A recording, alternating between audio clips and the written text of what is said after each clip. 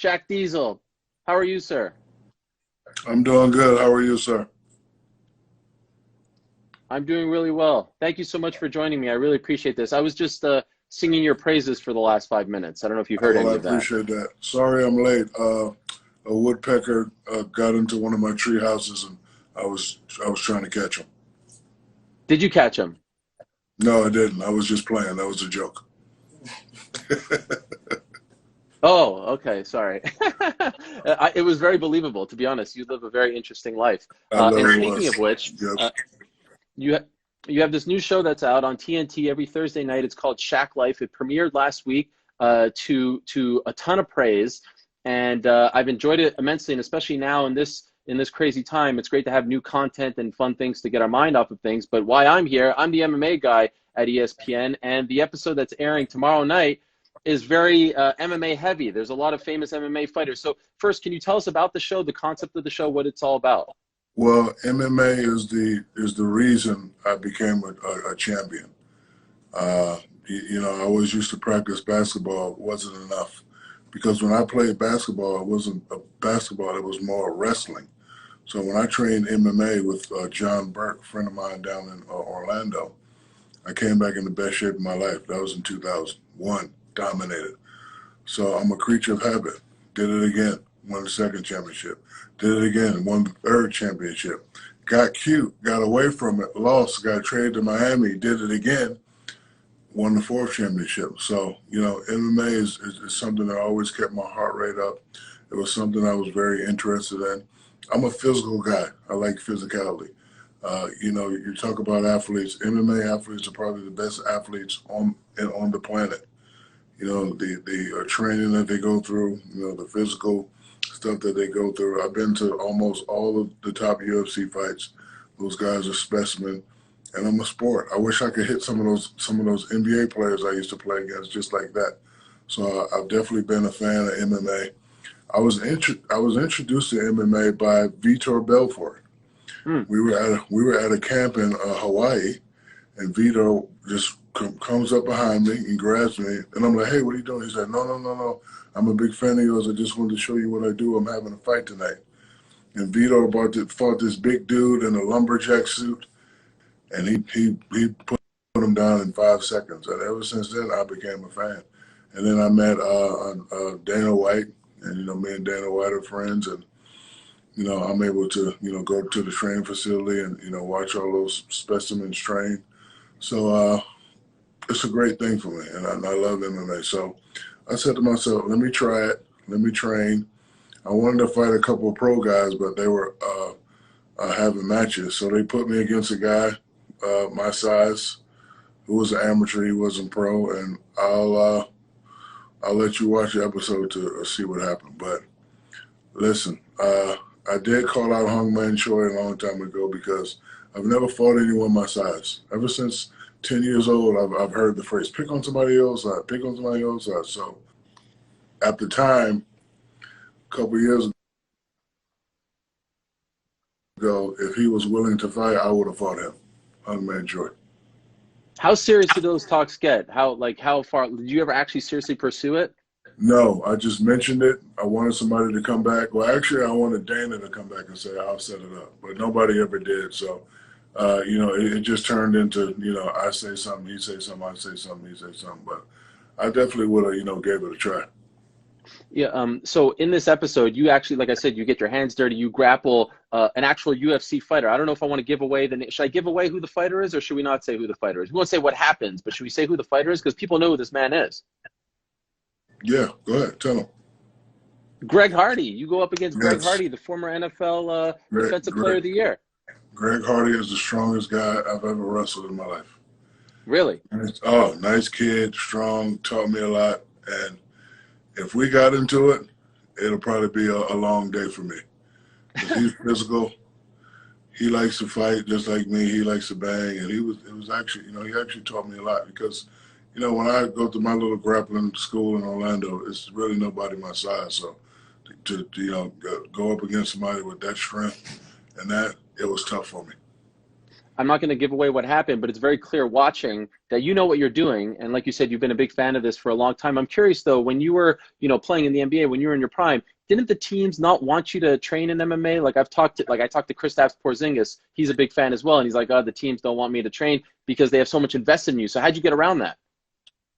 I had I had a couple clauses in my contract. I was allowed to have a motorcycle. Only thing I couldn't do was scuba dive and skydive. Everything else I could do. I could Wow. go to concerts and rave.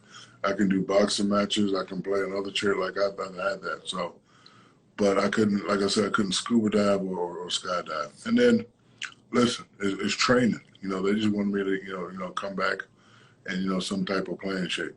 Everyone knows I didn't come back in basketball shape because that's not. Because I always said to myself, who do I need to get ready for? I get ready when I get ready. But I always used to train with my hands. MMA training, all that stuff.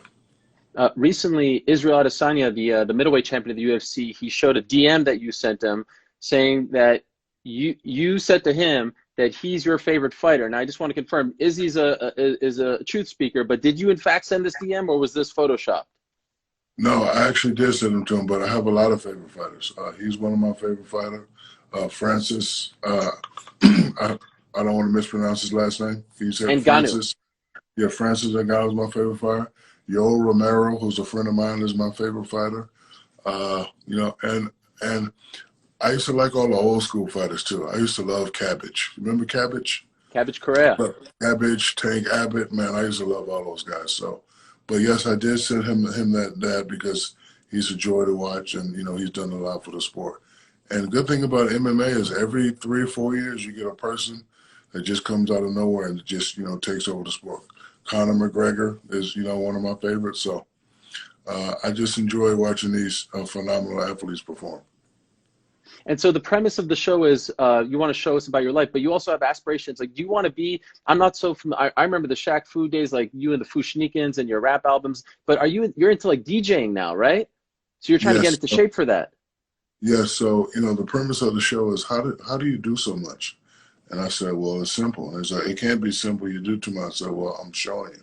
So I'm just showing everybody my life and, how I do it. But look, I've been DJing since '88. I've been doing shows 10,000, 30,000, 100,000 because, the concept is always the same.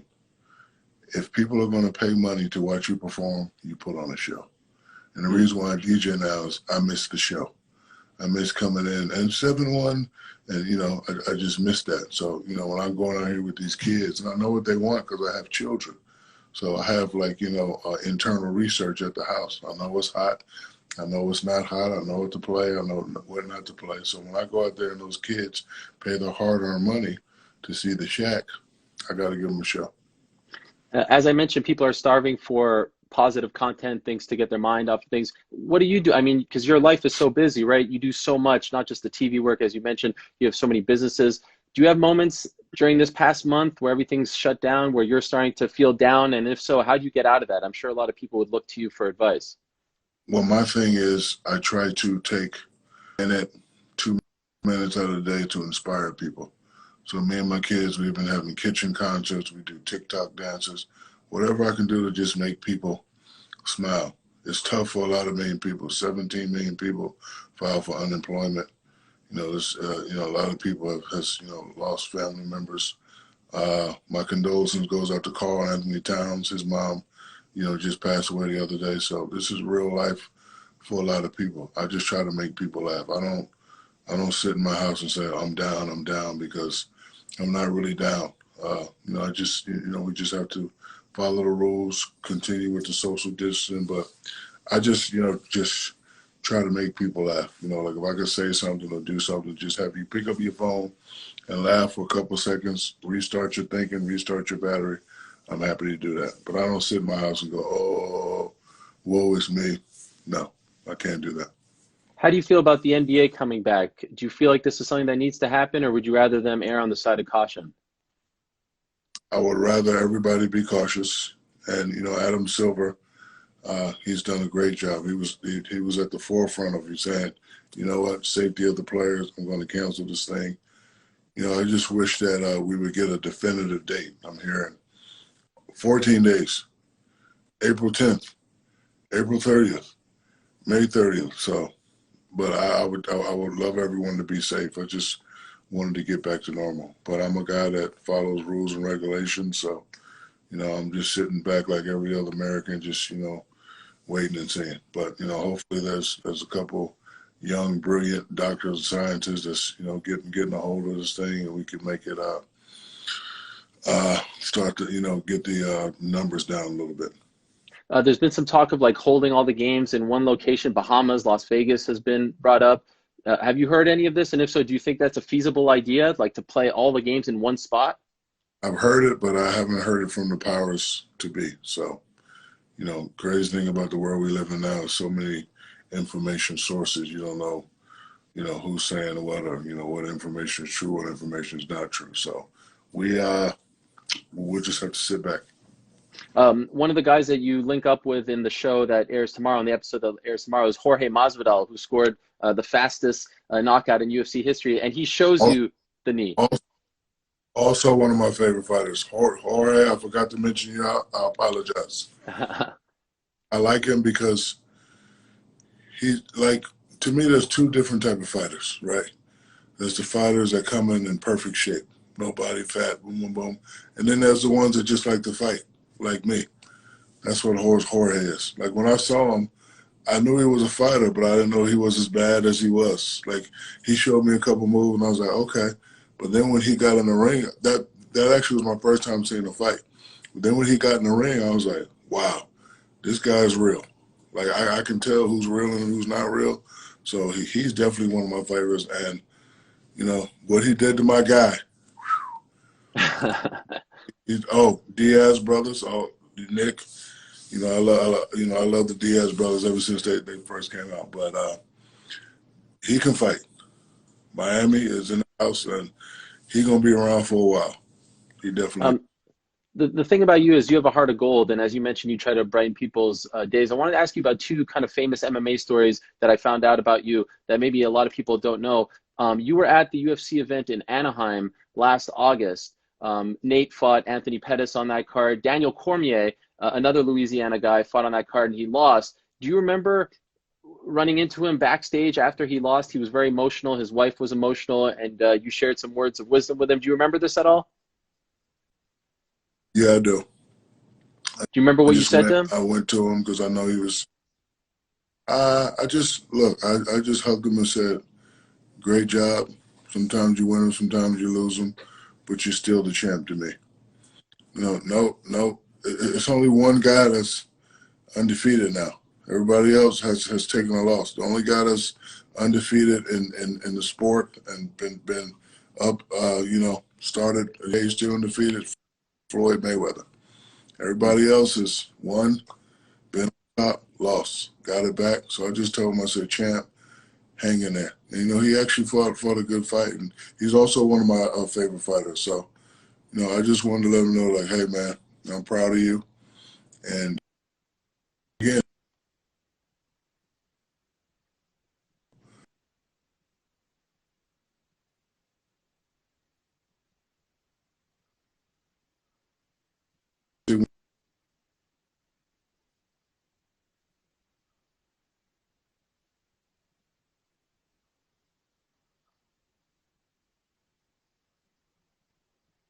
confidence.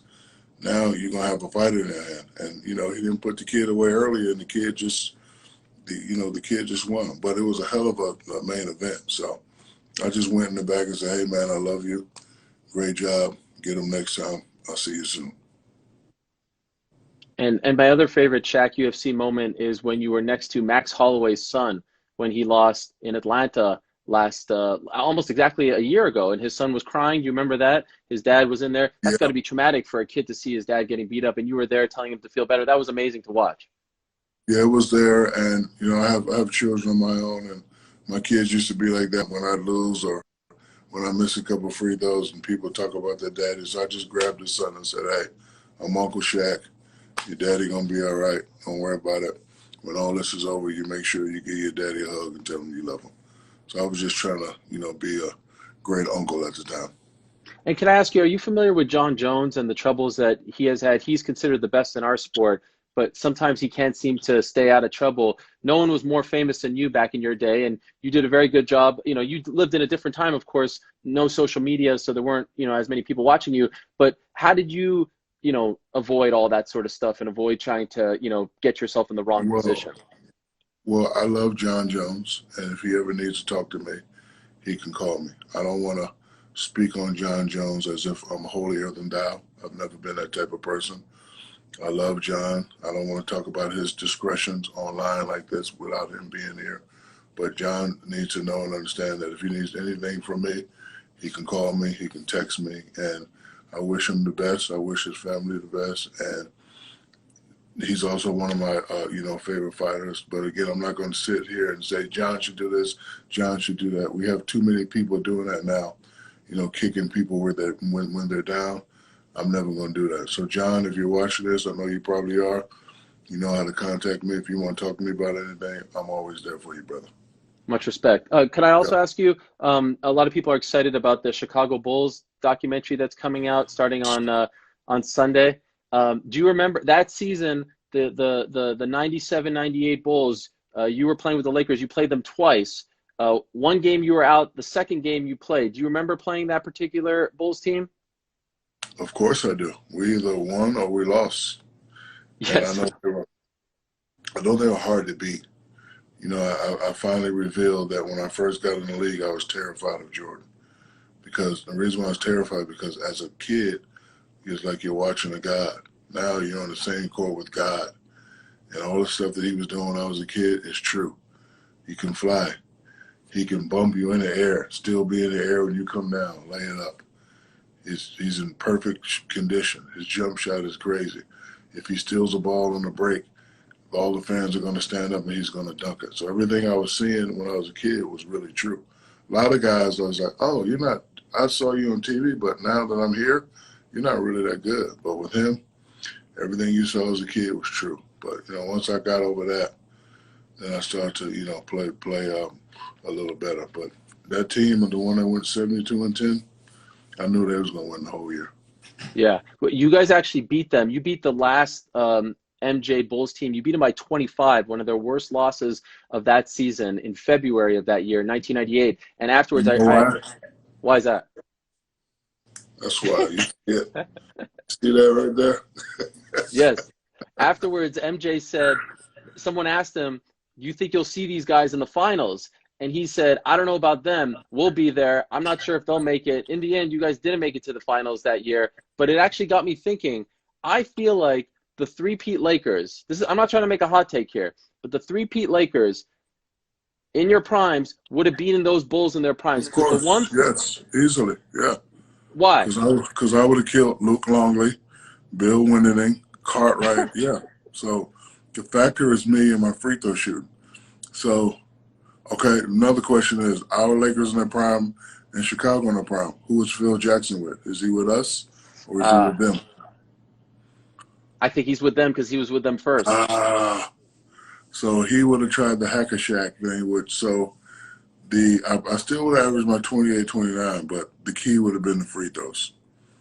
So, with me, it's always 50-50, so hopefully I would have been on.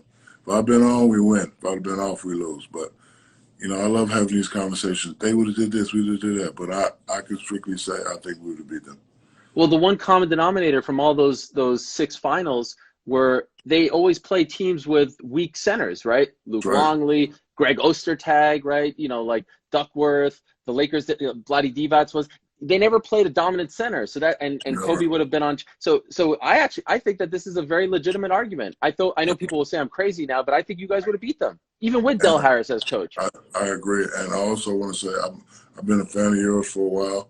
You have great knowledge of sports. I appreciate your hard work. I really do.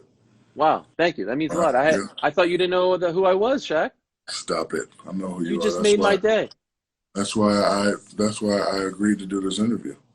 Well, I appreciate that. I won't keep you any longer. Let me ask you one last thing, Shaq. One last thing. Yep. You were asked recently your favorite sports moment involving you. You said, of course, 2000 Western Conference Final, the alley-oop, right? But as a fan, not involving you, where you were just a fan rooting? Is there one that comes to mind? You talking about while I was playing or You could have been a lifetime? youngster. Yeah, lifetime. I have a lot. Let me see. Let me give you one. Give me some time. No I'm problem. older Take all now. the I time have you to want. think. What sport? Basketball or football?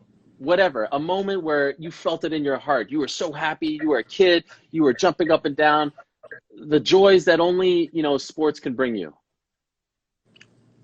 It was a moment that made me want to become an NBA player because I was a medium level juvenile delinquent. I was more into football. I was more into hurting people, right? Never basketball. I was okay. It was two moments. So when John Concack signed the big contract, then I really started focusing on basketball. My father takes me to a game, Madison Square Garden. We're sitting up top. I know who Dr. J is. He's smooth. I like him because he's smooth, afro. He goes baseline and throws it down. Crowd goes crazy. That's when I look at my father and say, you know what? This is what I want to do when I get older. So shout out to Dr. J because when he went baseline, the crowd went crazy. It's just like all the basketball angels under my body right there. Like I kind of got scared and I just felt something I never felt before. I went home and I started practicing and I just really became good and just